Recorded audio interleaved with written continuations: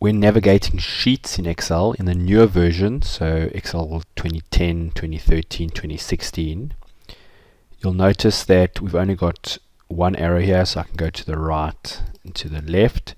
If you want to jump to the end, you'll see it tells you there, you must hold Control, and then if I click on the right, you'll see this goes all the way to the end.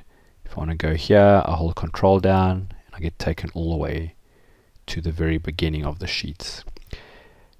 If I want to see what all the sheets are, I can also hover over the arrows and then right click.